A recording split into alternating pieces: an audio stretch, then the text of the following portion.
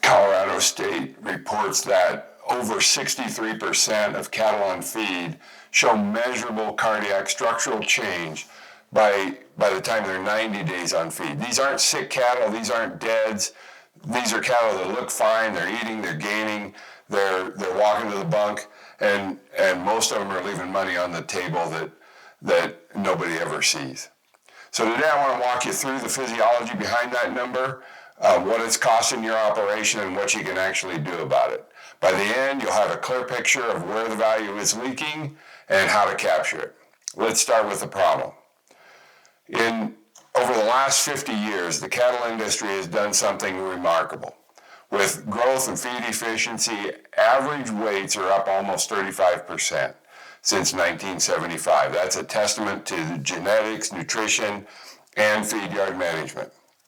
But the cardiovascular system hasn't kept up. Heart and lung mass as a percentage of body weights has declined about 17% over that same period.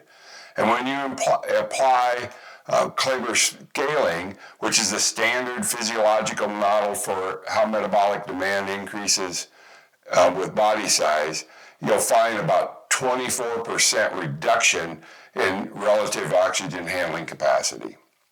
So we've built a bigger animal on the same cardiovascular system, and that gap between the body demands and what the heart and lungs can deliver, that's where the trouble starts. So if we look at the physiology, here's what happens inside the lung when oxygen supply can't meet demand. Pulmonary arterioles, those are the small blood vessels in the lung. They're lined with smooth muscle cells. And now these are the only cells in the body that respond to low oxygen by contracting.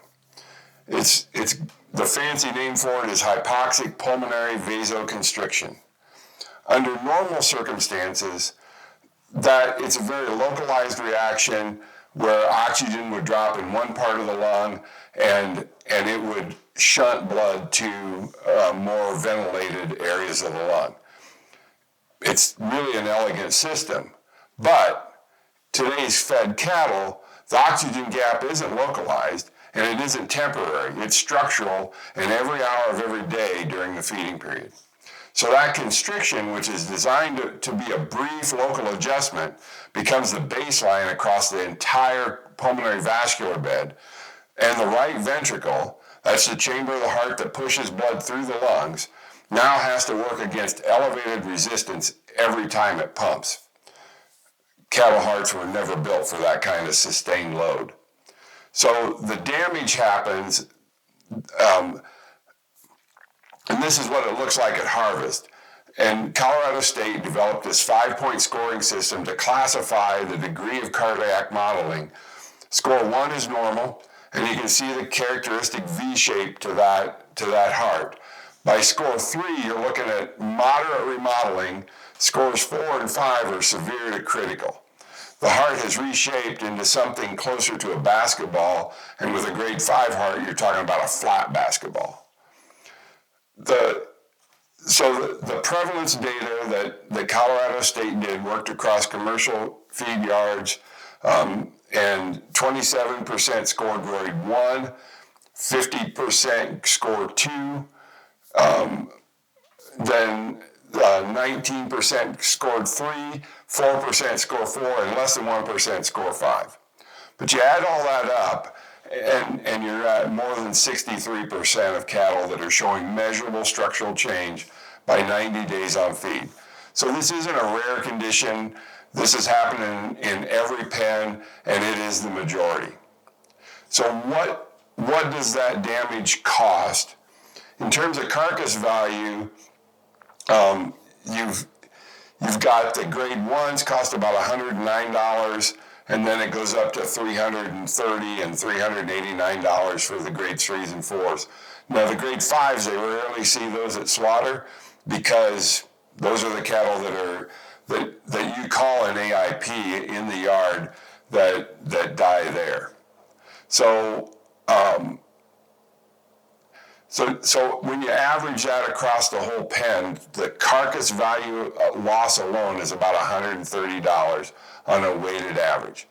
So that's $130 lost on cattle that never looked sick. They never stopped eating.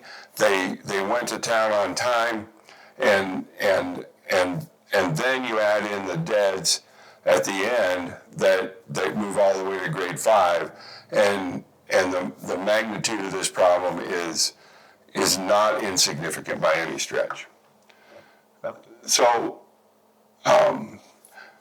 now I want to be clear about something. This isn't a genetics failure. It's not a management failure.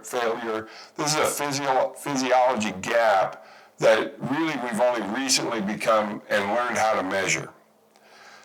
We've worked directly with Colorado State University in a physiology lab, and they are also the home to the group that's been working on the heart and lung issue as well. So the science behind what I'm going to show you was built in the same yards and plants where your cattle are finished. So when I say this, we see this in closeouts, I don't mean that as a criticism. I mean it as a recognition that there's a structural problem the industry is now putting numbers on. And if you've been looking at late day mortality and carcass performance and feeling that something doesn't add up, you're right, it doesn't. And now we know why. So what's the answer? The pathway that regulates pulmonary vascular smooth muscle tone has been studied for decades. This isn't new science. What's new is applying this to a new quantified problem in fed cattle. The mechanism works at 3 levels. First is absorption. We need to use low molecular weight chelates in specific ratios that are absorbed as soon as they contact the mucosal surface. So they literally are absorbed as soon as that hits their mouth. You can think of it like nitroglycerin for angina. Rapid uptake and doesn't need to pass through the gut. What this does is it restores serum levels of calcium, magnesium, and potassium and those act directly on that endothelium in the pulmonary arterioles to relax that smooth muscle, open up those blood vessels so that the heart is not pumping against that load anymore. And in a rapid response can clear that lung of the fluid that's built up in it. So once we get that vascular pressure and back to normal, we start moving blood efficiently, and we can clear those lungs. The literature on magnesium's role alone in cardiovascular function spans decades of peer-reviewed research. We've just taken that well-characterized physiology, built a formulation specifically designed for fed cattle. So there are 2 tools, and they do 2 different things that we have at our disposal. One is the DuoPort Drench. This is the acute intervention product that we use when pulmonary edema is happening, labored breathing, what we have always called a feedyard AIP. Okay, it's what we've learned is that they are actually pulmonary edema due to that cardiac failure. Though that drench product, as soon as we administer it, starts to be absorbed literally from the time it touches their mouth, and it will restore that normal vascular tone. When the cost for all that is $3.96 to treat a steer or a heifer. And the projected return on that $3.96 is $654 to 1. So every dollar you're spending on DuoPort Drench, we project you'll get $694 back. $654 back. You're comparing against what you're doing is you're comparing a total loss versus a $4 intervention. DuoPort Daily is the ongoing program. It goes in the ration, supports normal pulmonary tone throughout the feeding period. The goal here is to capture the carcass value that's otherwise being lost, reduce the number of cattle that get to that end stage cardiac failure where they're in pulmonary edema, again, what we used to call NAIP, and with the project that product's going to cost around $12 a head to feed throughout the entire feeding period, and the projected ROI on it is about 15.5 to 1. Two tools, two price points, two very different cases to use it, but the physiology is the same. So what actually changes in your operation when you do this? Well, let's look at three things. Mortality. Without this program, late day mortality is accepted as a cost of doing business. With DuoPort, you're addressing it at the physiological root. Pulmonary vascular tone is maintained and from day one, and you're not reacting after the damage is done. Carcass, in terms of carcass value, without this program, the discounts are invisible. Cattle look fine on the truck, but underperform on the rail, and you never know exactly why. DuoPort Daily, throughout the feeding period, closes that gap between the expected and the actual grid performance. You're capturing value that's always been there, it was just leaking out. And the closeout, this is one that matters to your customer relationships. Without a program, closeout conversations tend to focus on what went wrong. With a program, you're telling the story about what you did to protect value for them. It's defensible, and it's visible to the people that are writing the checks.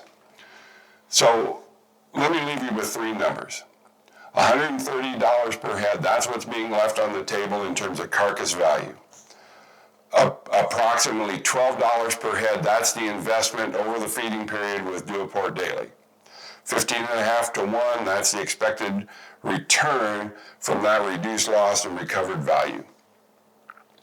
Now, projections are illustrative and yard dependent. Of course, your actual results are going to vary.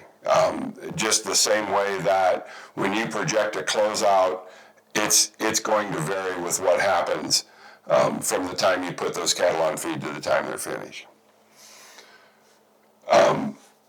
So what's the next move for you? Here's what I'd suggest as a process. The first thing, pull up cattle facts, pull up your benchmarking comparisons, look at where your operation sits relative to your peers in terms of mortality and carcass performance. And look at the patterns that are consistent with the physiology we just talked through. This costs you nothing. It's just a conversation with the data you already have. Step 2, prove it to yourself. Implement DuoPort Drench on the cattle that are already suffering end-stage heart failure. Pulmonary edema at about $4 a head, that's the lowest risk way to see the physiology work with your own eyes in your own yard. Once you see that, what you're going to say is, why are we waiting until they're dying? And that's where we roll in DuoPort Daily. Across your operation, added to the feed, and then communicate it with your customers. Tell them what you're doing and why you're doing it, and at roughly $12 a head, you're going to capture carcass value that your competitors are still leaving on the table, and giving customers a reason to feed at your yard. See it, prove it, own it. Thanks for watching.